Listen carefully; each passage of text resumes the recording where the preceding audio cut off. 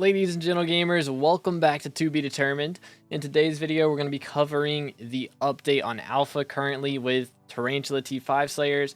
I'm not going to cover every little thing and adjustment really. We're just kind of going to talk about the changes that have been made since the last alpha was opened and what's good and what's bad about it. So as always, make sure to drop a like on the video, smash the sub button, and let's jump into it. So I'm mainly going to cover today the T5 Broodfather and how that's working and if it's actually a fun boss to fight, and the mechanics that are around it. So first off, we got to talk about the Sting, which is the new best in slot weapon for Tarantula, or it's supposed to be. It doesn't really do that much damage. You can see I'm doing 700k with that, and then when I swap to the Dark Claymore, I come over, and to this guy, I do 2 million. So compared to the small amount of damage I'm getting from the Sting, I'm literally getting twice the damage from the Claymore. So even though the Sting doesn't do that much damage, it is still good for spawning. And you can see we just spawned a boss super quickly just like that. And there we go. He's already down to 500k health. And that is because of the swipe ability on Crimson. It still does an insane amount of damage to most mobs. And they did change how you fight against these guys up here. So little cocoons that they've got for the spawns, they're not really that difficult to get to anymore. You can just shoot them with a bow, which I think is really nice. You don't have to worry about jumping up and down and trying to reach them like that. It felt really clunky before, and now you just don't have to worry about that part. So I think being able to shoot that part with the bow is really nice, and you don't have to have a Terminator or a Juju to be able to do this. You can use just a Dragon short bow, or I think the way they intended it to be for lower level players is to be running the Mosquito short bow. It's the Mosquito bow, they just revamped it, so now it's a short bow. So it'll let you shoot and heal you whenever you shoot. So it's both a healing item and able to actually damage the little spawning eggs there, so that part's really nice. You can see the bats are just getting annihilated by the swipe that I have from the Crimson gear, which is nice for me, of course, having good Crimson gear, but for people that don't have good Crimson gear, you're not going to have a great way to take care of the bats. I mean, you can use the bow like I just did right there, but it's not really the best option that we had before.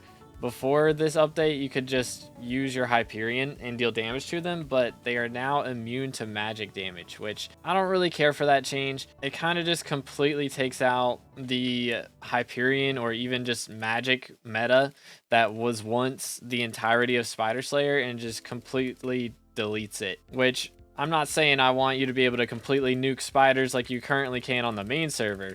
I think that's a little bit overkill. I do think that definitely needed a change, but I don't think having zero use for any magic weapons inside of the fight is really the best way to go about it.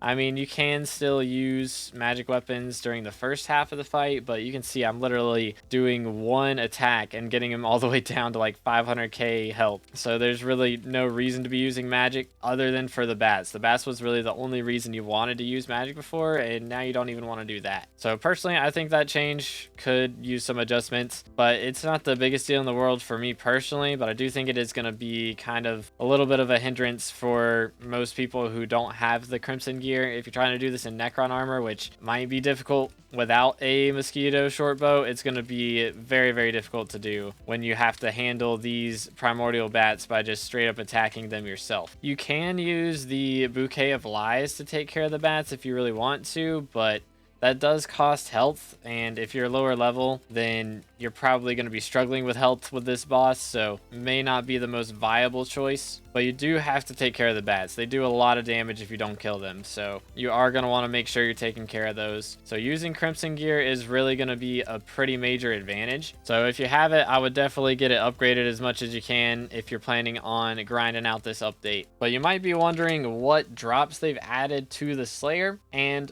we do have a few. So there is this Vial of Venom, and they also added a version of this, the Festering Maggot, to the Rev Slayer, but you can eat up to 5 of these and they give crit damage and defense. So I believe this one gives defense and the other one gives crit damage, or it might be vice versa. We can actually just look in Centauri here and make sure. So the Festering Maggot is the one from Revs, it gives defense, and the Vial of Venom is the one from the Tarantula Slayer that gives crit damage. But you can see it's a pretty rare drop, so getting your hands on 5 of these could take a bit of time. They also added this Tarantula Catalyst, which you'll need to make the new Primordial gear, which is the upgraded version of Tarantula gear. And you'll also need it to get your hands on the upgraded versions of the Recluse Fang.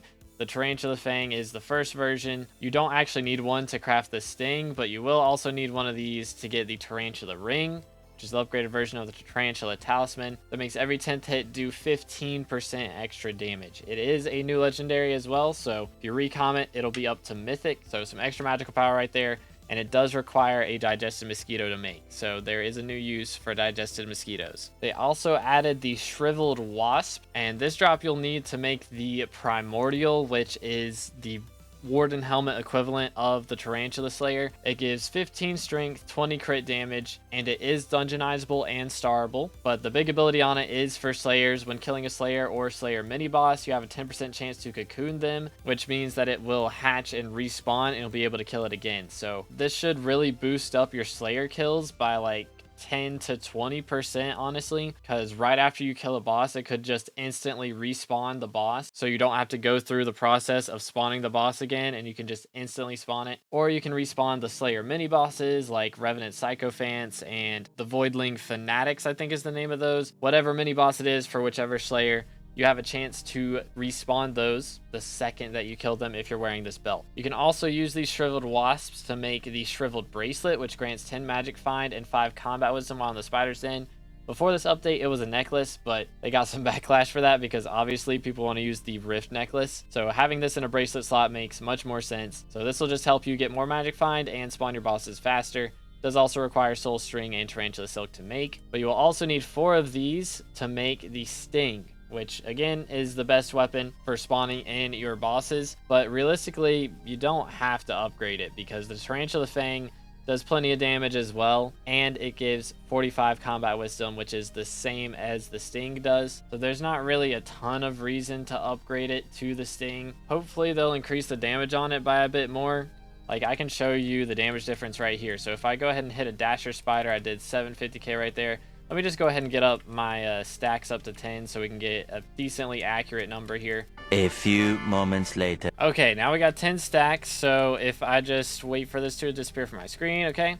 We hit the splitter right up here with this Voracious Spider. I do 770,000. If I hit a Silverfish, I do 600,000. So for me personally, it's about a 30% damage increase in total. It's really not that much, maybe a 50% depending on Fabled, because Fabled is a little bit awkward. So 50% more damage against spider mobs, which again is decent, but the base damage is kind of trash, to be honest. So I feel like they could buff the amount of damage it does to spider mobs specifically and be okay with that, because honestly I think the way it is, I could probably deal more damage with like just a Shadow Fury, which is a little bit crazy. Like, I feel like this thing should be the equivalent of using an AOTS with Rev Slayer, because AOTS does so much damage. Or I guess it's called HOTS now since it's a halberd. But if we go over here and test my damage against a zombie, do 1.9 million against this Crypt Ghoul, and then if I use Axe of the Shredded or Halberd of the Shredded, I do 2 million right there. So I'm doing more damage than I am with Claymore with the Halberd of the Shredded, and that is definitely not the case with the Sting. The Sting is just not good at all. And I haven't even used Centauri on this Halberd of the Shredded. I use Centauri on the Fabled Sting here. So this thing does as much damage as it possibly can, and this is not even a fully maxed out Halberd of the Shredded. But like, if we just go test it on a mob that's not a zombie or a spider, Halberd of the Shredded does 500,000, Sting does 500,000. So I think there's something wrong in the calculations here, because this thing should be doing way more damage against spiders, and it's just not. Because again, they're doing the same damage to wolves, and if anything, Sting is doing slightly more damage. But against the mob that it's supposed to be good against, it's not doing nearly as well as the Halberd of the Shredded is. So I'm pretty sure there's some calculation that is incorrect with this weapon. Hopefully that bug gets fixed or whatever they have to do to make it actually a good usable weapon. But for right now, Dark Claymore just stomps it into the ground. But if we look back at the drops here, there are a couple more things: the Ensnared Snail and the Primordial Eye. So the snail is just a way to upgrade your Bane of Arthropods to Bane of Arthropods 7. I am just now realizing that when I used this at Centauri, it didn't put Bane of Arthropods on it. It put Sharpness, which is so dumb.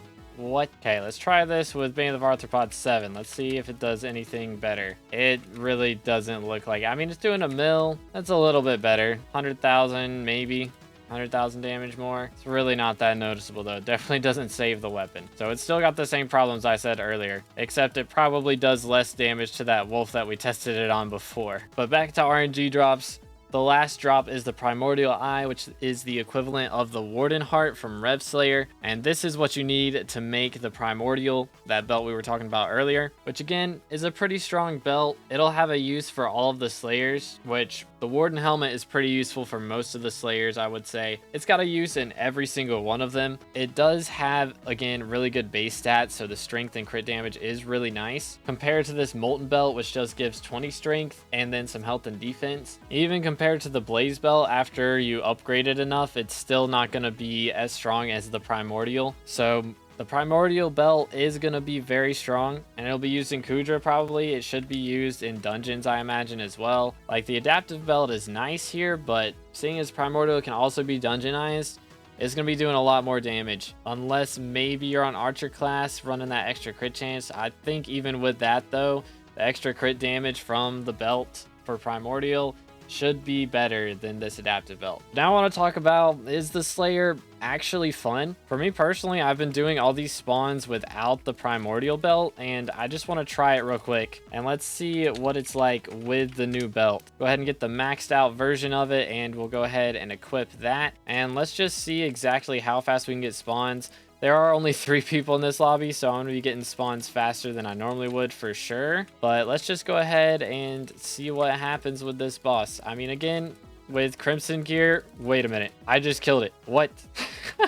That's, I don't think that's supposed to happen. I think I just did a skip that I didn't realize was possible, because I just skipped the entirety of everything that had to do with it. Well, I was really wanting to test that out to see if we could just do some extra damage and maybe get the cocoon proc to happen and see how awesome that is when that happens. But being able to just do skips like that, I imagine that'll get patched in the future. But especially seeing as they've done, you know, patches for that with like all the other Slayers in the past when that was a problem. But as far as doing the boss legitimately the way it's intended to be done, you know, without doing any crazy shenanigans, I have definitely been enjoying it. This guy's doing too much damage. I'm gonna die. That's kind of crazy. Never mind. We're good. So Hype is still useful as a healing item for sure. I took a lot of damage there. I haven't taken damage like that like this entire time. So the boss is still a little rough sometimes. You got to keep your eyes on it.